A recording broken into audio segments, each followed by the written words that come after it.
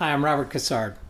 Welcome to my studio lounge. Happy to have you come in for a little series I'm going to call Guitar Discoveries.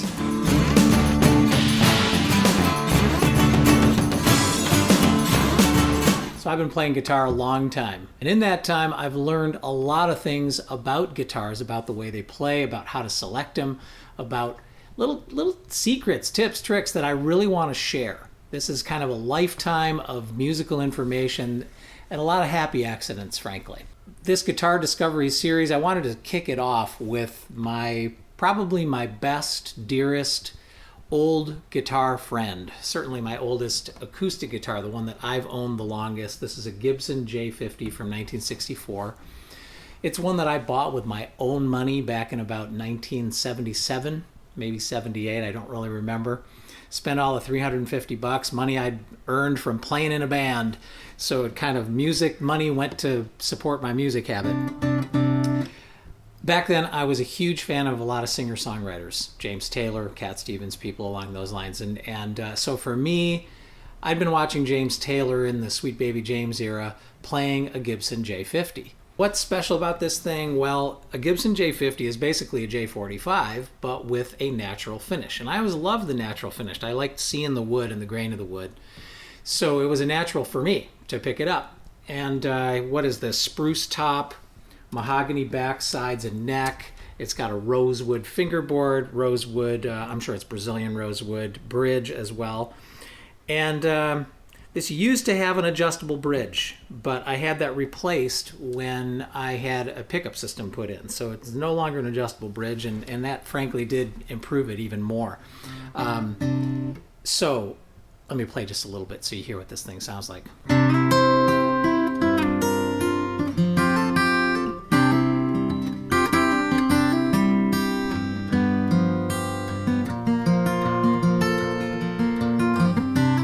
Yesterday morning, they let me know you were gone. Suzanne, the plans they made put an end to you. I walked out this morning, I wrote down this song. Just can't remember who to send it to. I've seen fire and I've seen rain. Seen sunny days that I thought would never end. I've seen lonely times when I could not find a friend. But I always thought that I'd see you again. You can just tell. I mean, the minute I heard this, I'd played all kinds of guitars. And when I picked it up, I felt the bass in me, and this had old strings on it at the time. I could feel the bass. I'd played it against all kinds of other guitars, many more expensive, and this was the one that just captured me. It felt like the sound I wanted. So here I am all these years later, still playing this. I've played this on stage countless times. I've even plugged it into electronics, played sort of electric tones and things through it, and it just handles everything incredibly well. And I've played it on countless recordings, my own albums I've produced for other people. The thing that amazes me is that it just always seems to fit well in the mix.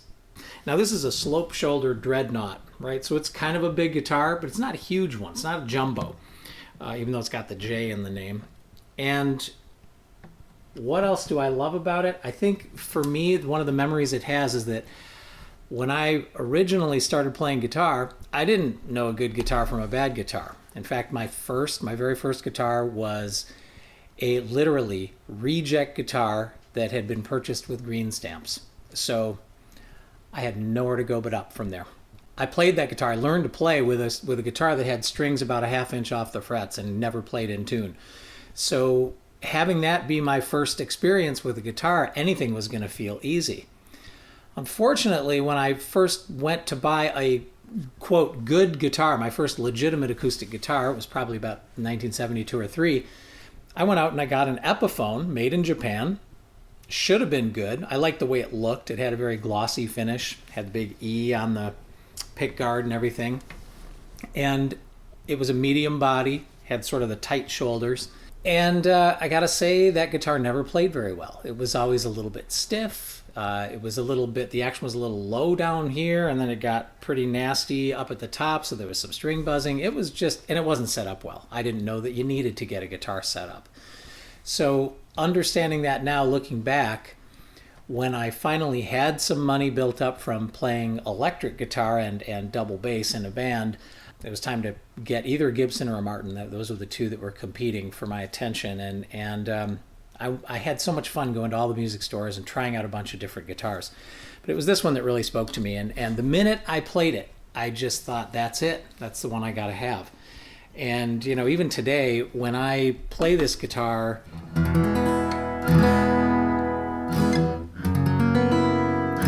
it just has a certain tone. It has that sort of a little bit dead quality of Gibson's, but that means that you can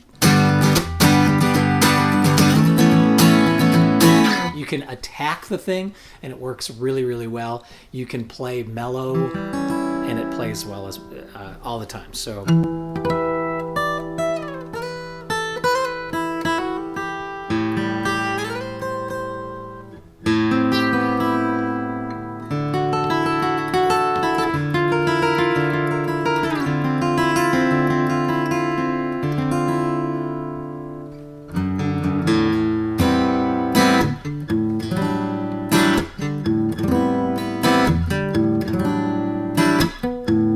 Might have been things I missed, but don't be unkind. Don't mean I'm blind. Perhaps there's a thing or two I just can't recall. It doesn't matter at all. Then again,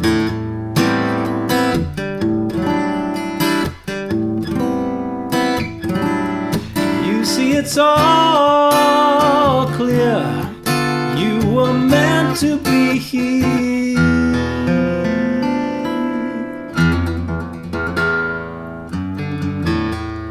From the beginning.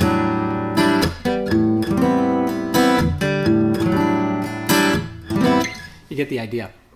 So I promised you that this was going to be guitar discoveries. What's the discovery here? So one of the discoveries is a Gibson J-50 is sort of a best kept secret in a way, because a J-45 from the same era is probably going to cost you quite a bit more. I think it might be partly because John Lennon played a J-160E, which looks just like a J-45 but with electronics. J-45 kind of became coveted, that sunburst finish.